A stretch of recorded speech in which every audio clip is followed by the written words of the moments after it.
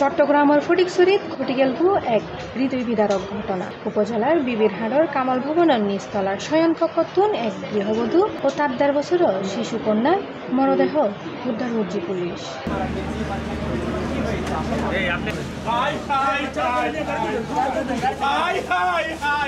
অক্টোবরের ২৯ তারিখ বুধবার ২:১২টার দিকে ফটিকছড়ি পৌর সদরের ৮ নম্বর ওয়ার্ডত চট্টগ্রামতুন খাগড়াছড়ি সড়কের পাশে অবস্থিত কামাল ভবনত এই মর্মান্তিক ঘটনাগান ঘটে।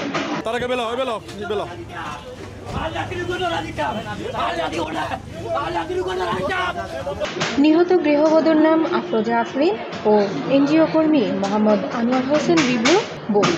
নিহত বাচ্চার নাম আতকিয়া আয়েশা, বয়স মাত্র ১৬ মাস।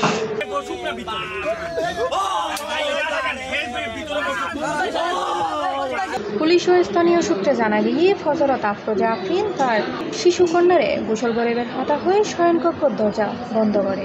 দীর্ঘক্ষণ ঘন সারা শব্দ ন পাই পরিবারের সদস্য হলে দরজা খুলতে চেষ্টা করে, কিন্তু ব্যর্থ হয়।